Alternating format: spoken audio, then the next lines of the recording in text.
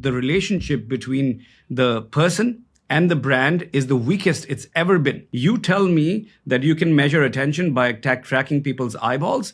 Great, I will have it. And I'm going to talk about it in my conferences and make it my new shiny tool, even though it doesn't do shit for me.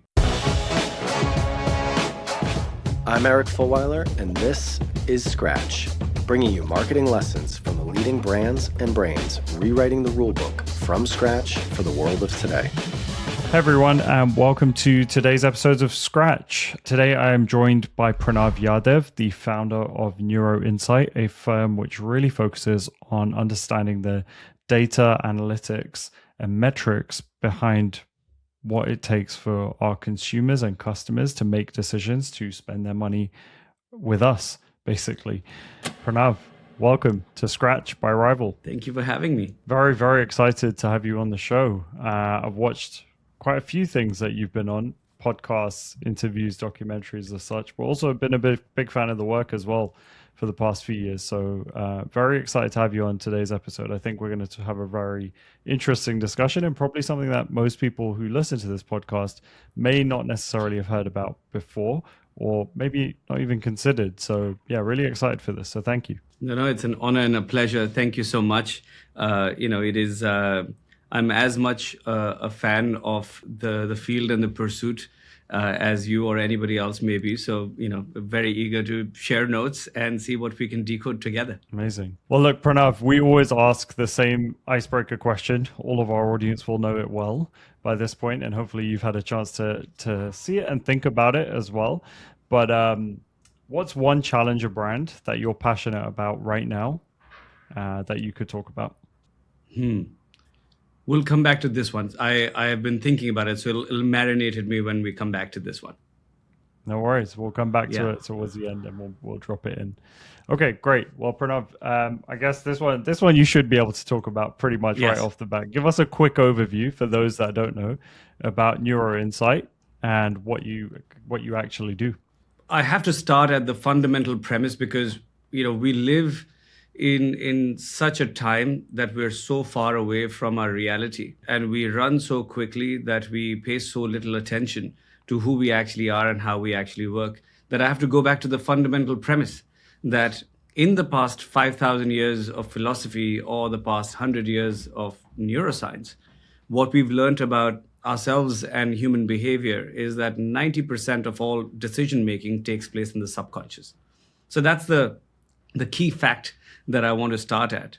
Now, in the world of marketing and advertising or business in general, there's about $1 trillion spent every year on new product innovation, strategy, marketing, advertising, and all of which relies on self-reported behavior. You come up with an idea of a new brand of a razor or a water bottle, and you think you're onto something. You create a prototype, you create your RTBs, and you begin to test it in the market by asking people questions.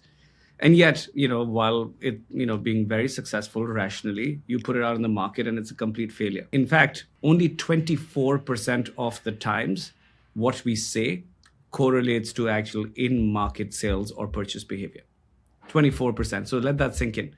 So the $1 trillion that we're putting behind all of this investment, 750 billion of it we're actually wasting every year. And the reason why that happens is not that people are trying to lie when they're asked a question. The reason why this happens is that we don't have the power to actually know why we make decisions. In Eastern philosophy, all of the work around being one with yourself. Who is the self that you're trying to be one with that you don't know anything about? The subconscious is the one. So we realized this a long time ago and said, well, if we're not going to be able to articulate how it is that we feel, think, or will behave, then what gets us there? So let's go to the source. And we happened to invent a brain mapping technology that looks at the subconscious drivers of motivation, what the brain chooses to encode into long-term memory, and long-term memory being the only thing that correlates to future behavior, because we are nothing but a set of memories ourselves, and essentially predict for governments, for the biggest brands in the world, what population level behavior would look like based on a certain kind of set of stimuli. So in short, if I have to summarize all of that, Neuro Insight kind of makes the invisible within us visible, and gives access to anybody who wants to understand what truly drives us in a meaningful way, access to that information. That's probably one of the best descriptors of marketing I've probably heard in a very long time, aside from, of course, like the one that we tend to use at Rival as well alongside that. But I really like this idea of the fact that actually it is just us trying to influence decisions, right? Like multiple decisions a day, and over the course of potentially a customer's lifetime as well. It's really interesting because I think we're starting to see this almost resurgence. I won't say it's a new development, but this resurgence and this focus on what behavioral economics and the school of, Daniel Kahneman and all this stuff, like kind of really rearing its head more in marketing, especially as we go into this, this era of AI everything. People are using AI personas, AI focus groups, all this stuff, synthetic research, all these things. And it's really interesting to tie it back to that point of like, actually, we're still trying to just influence human behavior and human decisions. So I really think that's a good overview and a good place for us to start, because one of the key things that we really wanted to talk to you about is, and I know you have strong opinions on this, so I'm looking forward to hear your take on this. Marketing today, really, if you take a step back, it feels very polluted and very confused. Feels almost broken. I've heard you say in a couple of other sentiments you've made. But what created that? Why has marketing broken over the past 2 decades, 3 decades? Yeah, I think marketing is broken because culture is broken. Because marketing is probably a much more concentrated view of what is happening in culture. It takes from culture, it distills culture down to things that are of core importance to us. And then it has the power to spread information. And I think so there's a problem on the inside and there's a problem on the outside. The problem on the inside is this, and this happens to be, by the way, an issue with every profession, not just marketing, right? When the profession becomes more about the tools rather than the craft, then that you go farther and farther away from the philosophy of that creation. You see these ancient, remarkable woodworkers in Japan who basically treat the wood a certain way. It has to age a certain way for them to work with it because they focus on the craft. And then you have these gigantic machines that can churn out that same piece of furniture in a couple days. You price it differently. You price it differently in the world purely because you value that craft. Marketing, for some reason, undervalued its own craft. You go back to the era of the madmen in marketing, and there were many things wrong with it, right? In the misogynistic culture and toxic culture that they created. But their obsession was not with creating the best marketing campaign. The obsession was, can I actually find the pulse or the unsaid truth or the reality of the counterparty in a way that I can actually, of course, it was exploitation in terms of finding the truth and making money off that. But actually, much like in any great performance that you're actually paying to watch, the truths sometimes were so good that you're like, yeah, take my money. That was good, right? I mean, my favorite example to use is MasterCard, a company that totally makes its money because of the number of transactions that are run on that card, correct? So you want more transactions. Except the truth that they found was that money is not everything. Exactly the antithesis of the thing that you're trying to sell to the world. And so what do they create in the campaign? Me going out down in Soho and trying to get a cup of coffee, $5. Meeting someone, striking good conversation, that turning into lunch, another $45. Making a friend for a lifetime, priceless. Some things money just can't buy, that friendship. But for everything else, there's MasterCard. So they stayed true to the truth, the human truth of money is not everything. And yet, marketing was founded on that. One of the greatest campaigns of all time, one of the greatest programs all time. Now, what happened and this is the era where you're beginning to see a resurgence in the late or in the early 2010s.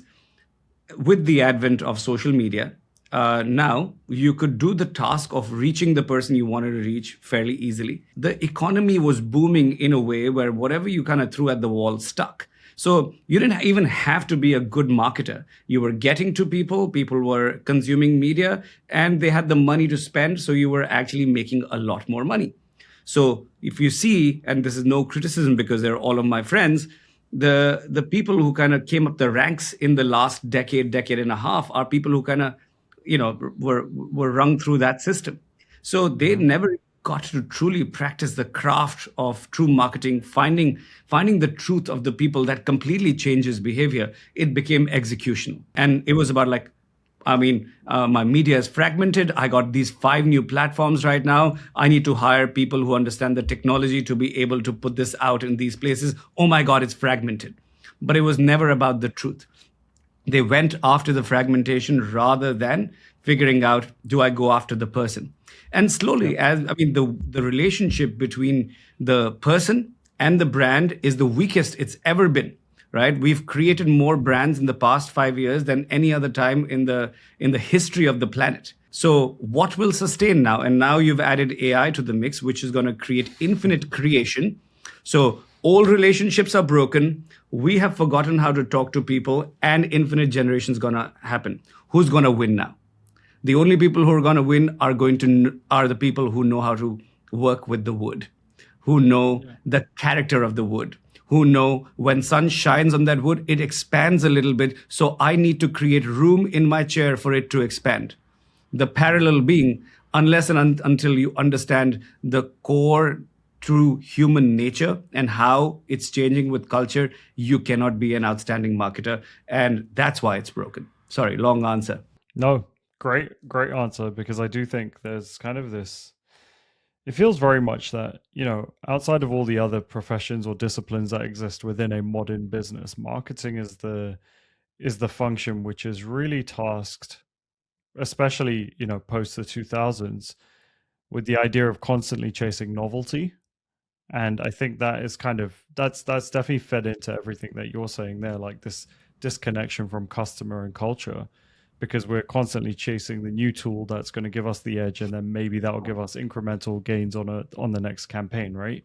But actually, when you miss the wood from the trees, like you just, or the forest from the trees rather, it's pointless to add a new tool into the mix. And I do think we're kind of in a very strange position, because whenever we go out to the rest of the business and we say, here's what marketing's produced this week, it's this novelty thing, right? So that we've trained our colleagues and counterparts and the market in general to expect novelty from us. So if we don't engage with the latest tool, they think, hold on, are you doing your job correctly?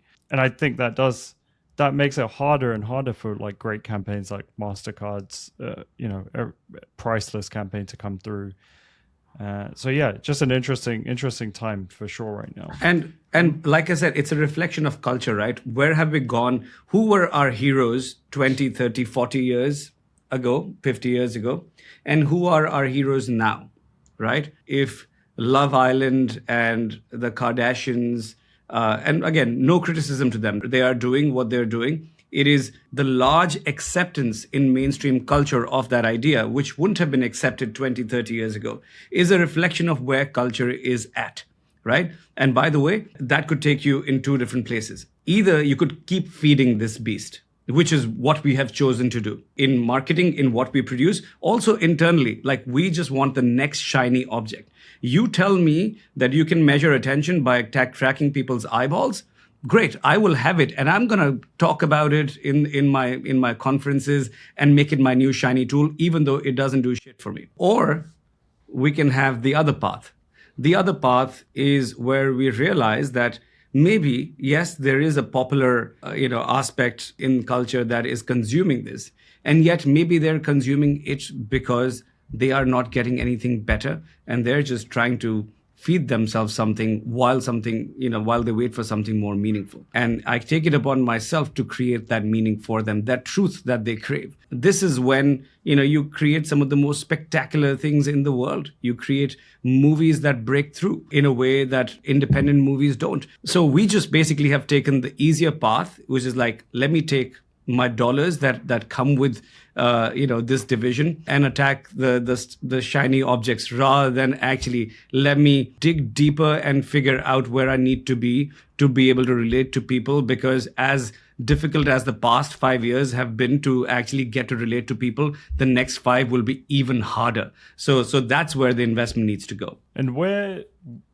if you are a CMO today, yes, and you're looking at this or you're listening to this episode and we're thinking about, okay, I know that I have to contend with everything from, AI tracking to new CRM tools, all these different things. Like, how would I go about maintaining that consistent voice, which maybe my brand has built, and I want to maintain that voice in the market for the next decade, 2 decades? Yeah. I mean, think about it. Like, the voice doesn't have to be same. Its impact needs to be the same, right? Like how I'd like to raise my kids the way my parents raised me, but the language my parents used with me is not the language I'd use with my kids, for sure, right? It's a different world, different environment. But I'd like the values that were inculcated to be the same, right? So it'll have to come in a new language. I think all the people who are stuck in the same words or the form get lost. They need to, adapt to where the world is at. That said, the only way for us to adapt to where the world is at is actually understanding where the world is at. So if I were a CMO today, my number one task would be my closest group of advisors would be a group I'd call the human intelligence group, where I'm looking at all the signals I can potentially get from the world to build from ground up what human intelligence is. I don't know if you've, how deep you are in the AI world and how you've seen different things kind of come up. Yep. Of course, GPT-2 was a revolution where, you looked at a string of words and was able to predict the next possible word. We didn't know that would transform, the legal profession or copywriting or any of those things. Increasingly, we have over-invested in LLMs to actually double down on LLMs doing work that they're actually not good at doing. And there's a huge group of people who were like the initial innovators. Jan LeCun, if you've heard his name, if not, please look at his work, remarkable work, who essentially says that we will eventually hit a dead end if we keep doing things that way.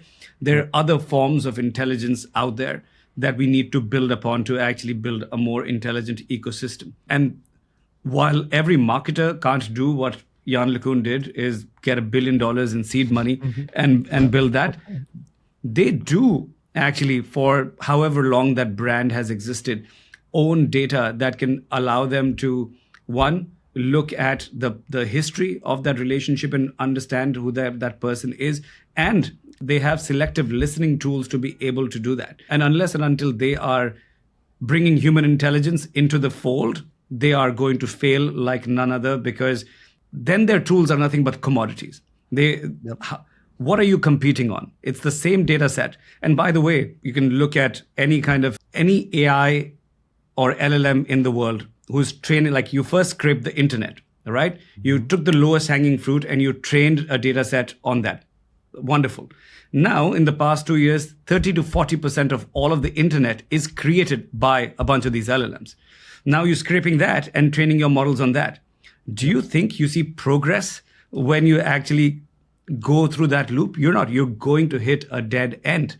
And so finding your moat is going to be finding proprietary data streams that other people don't have access to, for you to then implement them within your ecosystem to add to the intelligence. So that would be my number one advice to any CMOs. Not sure how many are doing that. I know a couple. That is definitely music to my ears, and not just because of confirmation bias that I have, but we've been working on like a paper called the AI Marathon, because there's 2 things that we really, really strongly believe, and it actually comes out next week, and it talks pretty much exactly to those 2 points you've just made there. One, that as marketers and as CMOs, we need to consider this revolution as like, yes, it's not just another shiny tool, but we're in this for the long term. This is an infrastructure point which will fundamentally change the way we do marketing, for the good or for the bad, just depending on how we engage with it. So it is very much a marathon, not a sprint. And therefore, the way you frame your successes and your interactions with AI as a marketer need to be, cognizant of that fact. And then the second piece is this idea you mentioned of like, if everyone has the same tools and access to everything, then, what differentiates it? Nothing, really. It all becomes the same. And this is a big point that we make, this idea of the 3-layer model, like our chief product officer, Costas, who's building out all of this for us internally. He's very, very big on this idea that actually like first party data like is the most important thing of this AI generation. It's not about the tool or the interface or anything like that. It's really about what's the data warehouse and the data pipeline look like behind the tool, because otherwise you just have the same LLM that everyone else has and you're not doing anything distinct or unique. Exactly. And the third point I'll add to that, I don't know if you can sneak that into your paper, but I'll add to that anyway, is the sanctity of the data. Like not all first party data is equal, right? When I was in 11th grade, taking my A levels in Singapore, I clearly remember this from my first physics lab. We had to, this is the written part of the physics lab where they would be like, what is the difference between precision and accuracy?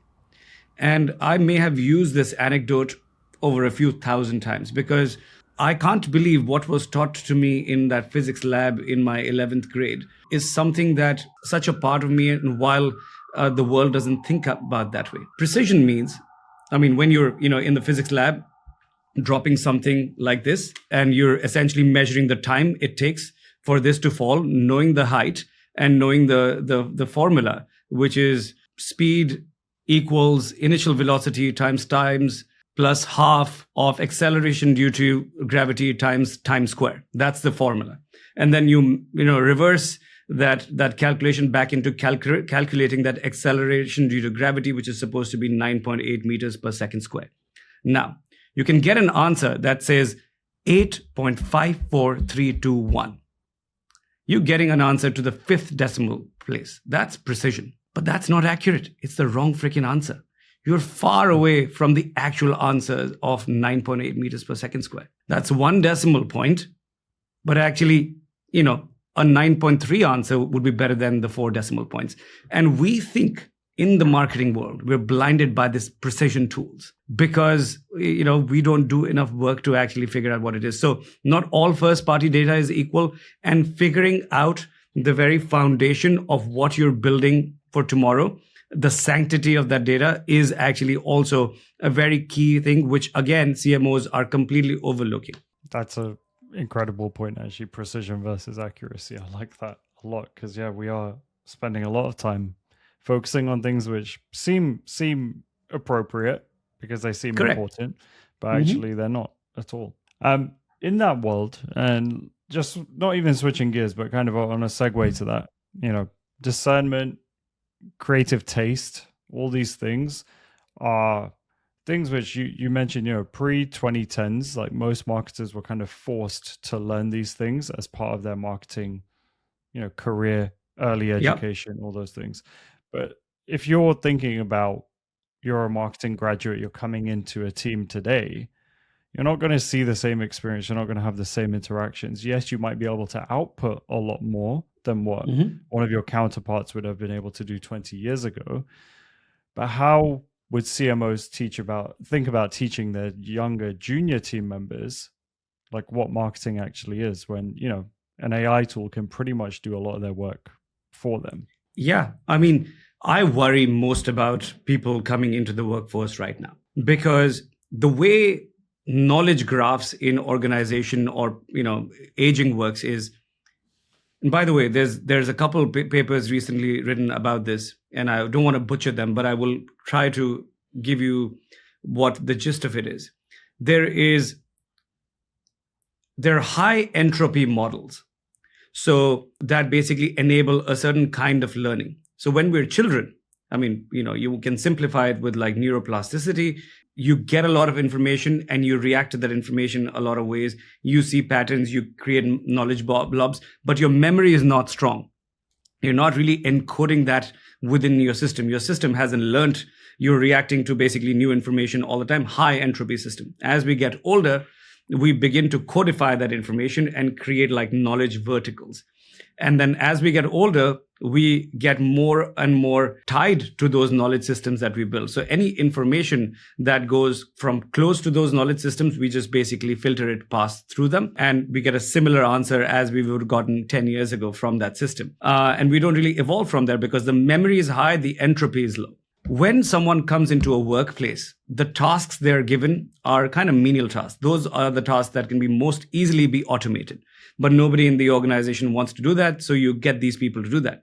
In exchange, though, they're getting exposed to work, to the craft. And so as you're getting exposed to the craft over time, if you showcase the ability to grasp nuances from the craft and learn, you then basically become the person who has both the craft and the tools. And that's kind of how evolution in the workplace has happened. But if we completely replace that entry point of coming in and actually using the tools, you don't actually then get to practice the craft either. So how does a CMO teach a young person coming in taste? Well, unless they are willing to actually pay for their time, for them to sit there and for them to actually still do, regardless of AI being able to do stuff, they're actually basically, we're going to have a generation where the 30-year-old is not going to know what to do in the way the previous generation 30-year-old used to know how to do. Now, we have to invest in this generation to do that. Otherwise, you can't. And so in the Neuro Insight world, right, we look at the brain activity and how people respond. There's often things that are black and white, but then there's a layer of interpretation to it. But I can't teach the interpretation of that data to an ad unless the person has actually seen enough ads themselves. So every new analyst who starts a Neuro Insight is supposed to watch 10 ads every day for the first 6 months. So 5 days a week for 6 months, you're watching 10 ads a day, just to actually create the creative bank in your head of the variety of execution styles that can happen in the world, the variety of stories that can be told in the world. And then, only then you are skilled to apply a layer of analysis on that neuro data for you to actually give something meaningful to the client. And is that, so 10 ads a day, are they the most famous ads of history, or are they just kind of relevant ads? They're just going through the database and just basically getting the whole gamut, right? What is the word that you actually associate most with taste? You develop a taste. You don't make a taste. You don't, just take a taste. You develop a taste. And the taste is developed over time. You can't take that away from it unless we change something about the human brain. It develops over time. How you dressed 10 years ago is different from how you dress today.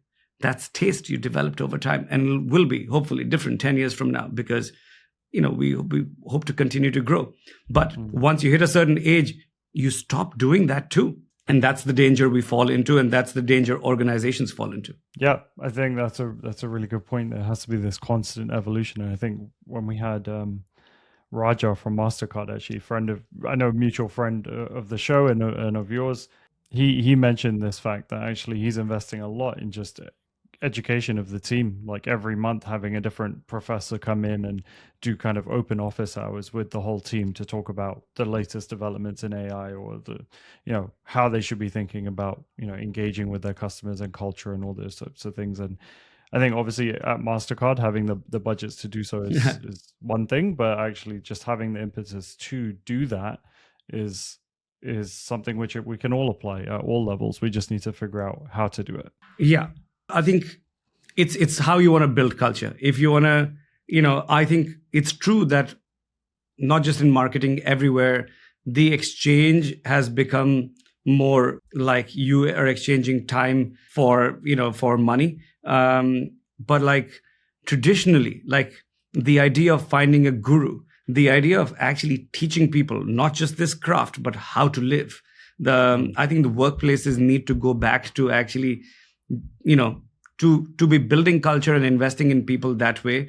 Because again, in a time where everything is transactional, the only people who will know how to win is when they actually get to the core of human behavior and get people and ensure longevity, which we're not doing. Yeah, definitely. And I want to ask you a quick question, actually, given the fact that I think AI, yes, it impacts everything from metrics to, now creative as well. But I think creative is probably one of the biggest areas of where it's impacting. We saw this whole slew of, AI generated ads and this obsession over them on LinkedIn and people going crazy about them. And, every creative director in the world saying, "Oh yeah, we created this with AI. We're doing this so quickly now." Yeah. How have you seen any discernible difference in terms of how on the neuro analysis metrics, how those are performing with actual customers as opposed to, real life ads that cost hundreds of thousands of dollars to produce and things like that? Is there any difference in the metrics? Yes and no. I mean, I've seen, so if the question is, can AI ads be as effective or more effective than ads we've produced in the past? The answer is yes.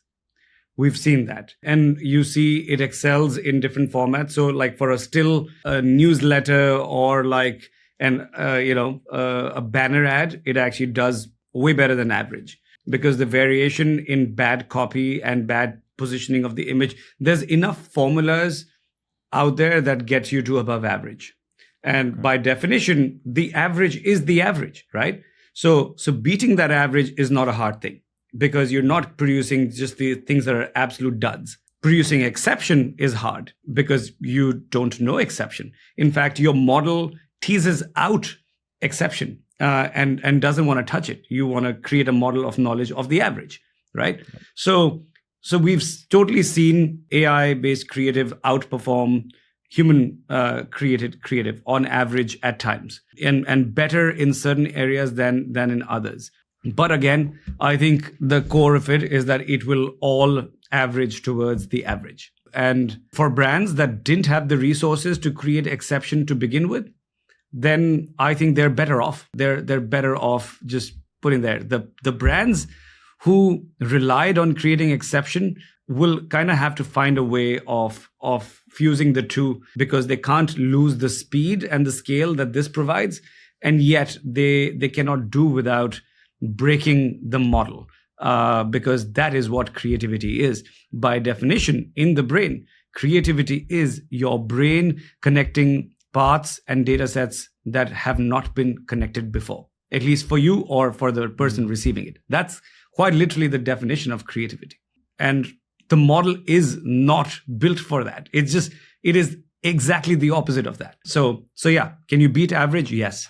If you're the brand who needs to just beat average to participate, and there are brands out there, like say you're entering a market and you know your competitor, I mean, we were using the example of, razors earlier, makes $1 razors, you make it at 89 cents. And you know that the other guy is spending 11 cents on marketing to take it to $1. And you can use an AI tool to produce as good marketing and sell it for 95 cents. You can win. But you're not, create what Gillette did back in the day with the best a man can get. And so, it's a different story. I think, yeah, you can definitely win on the one-time customer, but maybe not on the lifetime customer, right? And Exactly. I think that's an interesting one that takes us into the next and final chapter of our conversation is really around the CMO dilemma, as we like to talk about it. And this came up last year, honestly, when we did the Future of the CMO documentary. With a bunch of different CMOs to really understand how the role is shifting and changing. And one of the key things that kind of came up was this idea that CMOs are increasingly being asked and tasked to deliver commercial result, which they should be, right? Like CMOs are levers for growth. It should not be a cost center to the business. But there is this obsession with the metrics and the vanity metrics and ensuring that there's an ROI, right? Especially when you're talking at the C-suite level and the board level, like the CFO pressure is just crazy right now on CMOs. Yes. And so I know that you kind of have this idea that, one, like a lot of these metrics are based in this fake concreteness. Like, how do we reconcile that for CMOs who are listening, who are evaluated by CFO-driven metrics? What do we do? What should they say? Well, I mean, first, I empathize. I run a business, right? And I started a business because I was so sick of corporate culture. And I wanted to create a place for freedom, for dreams, for magic. But then there are the realities of payroll and the realities of that this office costs hundreds of thousands of dollars, And so you have to find both things. I think you have to be a philosopher in the long run. Like, even if you intend to stay in that job for 6 months, years, 2 years, you have to take the long-term approach and move the organization along with you, because of all the people in the C-suite, it is your right, power, responsibility to be the long-term philosopher for people, because it is your job. It is your job to be the growth engine, but your job as a growth engine is to predict where the world and culture is going into the future and where in that mix we are going to play. And unless you take your job to be that, you're actually not doing the job. And then there's the short term, the tactical, right? And you do put in place the right lanes, the metrics, and sure, as much as the classical marketer will, can I use the word shit? Yes, will shit on performance marketing. You kind of have to do it to participate in culture today. You can't be absent. So you do get to the short term thing, but your long term should be clear, and everybody in the organization should know one from the other. And if you, for the short term win, for the current board meeting coming up, now elevate the tactical to the point of the strategy, then it is on you. And we do that. We do that day in and day out. I can't tell you the number of board meetings I have been taken in to talk about the work I may have done for that purpose, because you need to be able to showcase wins. There are not a lot of wins out there in the world. And yet it takes a brave person and a bold person to be like, this may seem like the win. It's a tactical one and we're happy with that. What we're building for the future requires a lot more energy and may not return capital for the next 2 to 3 years. And you mentioned that idea of wins and like being able to point to them. And I think oftentimes we as marketers, we look at the ad meters, the ratings, and we say, oh, well, that's a win. Your position is that doesn't necessarily reflect reality. So what should CMOs rely on instead of those metrics? First, it has to start with their, creating an ecosystem they trust around what is good measurement, right? Like in my case, an ad meter is a bunch of people sitting at their homes watching ads and rating ads 0 to 10, right? That's what ad meter is. We know for a fact that self-reported behavior does not correlate to anything. And if CMOs don't understand, shame on them. Really, because you don't have to look very far. You can look at the most sophisticated form of polling in the world or surveying in the world is in political polls. And in the last American elections or Brexit, if in a 50% chance of 2 known entities, that sophisticated survey gave you the wrong answer, you know how blunt that tool is. Mm-hmm. And yet, by the way, I know CMOs who have looked at an ad that was ranked to be number 1 on the ad meter, have internally known it did not move product at all, and yet go out and post left, right, and center on LinkedIn like, look, my ad was number 1 on ad meter. So proud of my team. Here's a celebration of my creative partners who allowed. They are solving for that metric. They are not solving for the right thing. So no wonder the CFO is sometimes unhappy too, because then the CFO is like, you did both things to me. You spent the money. You're claiming publicly that we won, but I'm not seeing the win. So sometimes it's the fallacy of misplaced concreteness in the wrong metric. So for me, there is no deeper truth than looking at the subconscious drivers of motivation. And regardless, and I have to figure out which tool I want to trust and where. And regardless of what other things then say into market, that's what I'm going to focus on. And if it's a win when other people are not saying it, then I'm going to actually have the balls to go out there and say, actually, no. Wait for it. It's going to happen. And by the way, it's happened with my data. I have totally seen it where I've predicted something, that something would work, and other people have said it won't. And I've basically put the entire cost of the project on the line. It's like, don't pay me money if that doesn't work. Just go for it, and have gone out and won. And I think people need to have that kind of courage and that kind of belief in their work, but they don't, because sometimes they don't themselves trust their toolkit. And so that's what I request for the CMOs to have, is to build the toolkit they trust and they can back with their lives. and with their economics. That's awesome. I think you've answered my final two questions wrapped up in that final statement, actually, that you've just made. But I really like that. Okay, Pranav, before I let you go, we have a quick lightning round. But before we get to that, I'm going to quickly switch back to the question The I asked original you right at the question. beginning. Yes. What is your favorite challenger brand currently? Gymshark. I've watched them grow. I've watched them explode. It's a prime example of actually having found a truth, an unheard truth from the market, and giving people what it is that actually needed. There were other people who had that market, right? If people were wearing Nike clothing to the gym, Nike is a running brand. They had the market because there was no real gym brand out there in the world. Yeah. If people were wearing Aloe, or Lululemon to the gym, they were quote unquote yoga brands. I mean, that's debatable. So we'll put that to the side anyway. But again, these guys came and essentially answered and reacted to a truth that existed in the market, and no big brand building in the traditional way. Selling on Shopify, they built one of the craziest brands in the world. So I would say Gymshark. Yeah, great answer. I think they're one that, definitely, homegrown in the UK. So we're definitely a big supporter of Gymshark. And we recently, actually 3 weeks ago, did a panel with Noel Mack, who's the chief brand officer over there, all about, how do you develop creative taste in the world of AI? And he had some great insights on that, just how he's doing it at scale now. And just this idea, I think Gymshark was one of the ones who really, they took the idea of, they understood the culture so inherently and so deeply, so that when they leaned into the tools of what was early days of influencer marketing, they were able to do it a lot more effectively than every single, Nike, Adidas, Reebok were able to do at that point. And they came from culture, and that's the difference, right? I think the word culture is also not understood by most marketers. They talk about it all the time. Culture is myth, culture is stories, culture is song, culture is rituals. And unless you understand these things about society at any one point, you don't understand culture.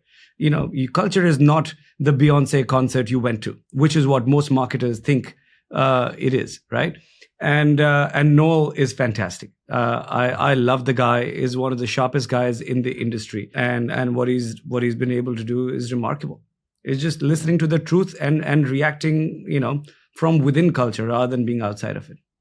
Yeah, spot on. Okay, quick lightning round, Pranav, and then I'll let you go. So Pranav, if your brand were a pizza, what type of pizza would it be? Onion, sausage, and peppers. Okay, cool. Any reason as to why? I think some combinations are made in heaven. This one comes with a little bit of sweet, a little bit of the bitterness of the peppers, but also the bitiness of the meat, because it is it stands alone as a meal in itself, gets you the nutrients that you need, and is also tasty. Great. Oh, you said brand of pizza, or what kind? What type of pizza? That's exactly. Yeah, this is my type of pizza. It's supposed to be a bit of a bizarre question, but we've seen some really great answers which relate to the brand over the time that we've been asking that one. So we've kept it. What's the best campaign that you've seen recently? I loved what Claude did during the Super Bowl. Amazing answer. Definitely my favorite one too. Also, going back to, this is not something they were doing, right? It was something that someone else was doing. But it was a truth of society. It was a truth that they were going after, that people have this hesitance, resistance, or fear. Let me go address that. It has nothing to do with me, but now I'll go participate in the way that I'm not going to do that. Remarkable. Whoever was the creative team, I wrote to them just to compliment them. I thought it was really well done. Yeah. And final one, what's the biggest missed opportunity in marketing right now? The missed opportunity in marketing right now is women's sports. I think that market in terms of viewership is so big. There's a gigantic overlap with the audiences that watch other sports that you basically pay, 1,000% more money to get to. You're getting to the same person. You're getting more space to talk to them. You're getting to impact their lives in different ways. And yet the investment is not flowing in the way that it should. And I think it's the biggest arbitrage available in marketing right now. Great answer. I think, women's sports, women's soccer is or women's football rather, for us here in the UK is like exploding. And definitely an attractive proposition for many marketers right now. Yeah. Great. Well, Pranav, thank you so much for your time today. I've really enjoyed our conversation and hope the audience have too. My absolute pleasure. Thank you for the time and for such thoughtful questions. I'll keep thinking about the pizza one. Great. Well, thanks so much, Pranav. Scratch is a production of Rival. We are a growth consultancy that builds challenger brands, strategies, and capabilities to disrupt categories. If you want to learn more about us, check out wearerival.com. If you want to connect with me, email me at eric@wearerival.com or find me on LinkedIn. If you enjoyed today's show, please subscribe, share with anyone you think might enjoy it, and leave us a review. Thanks for listening, and see you next week.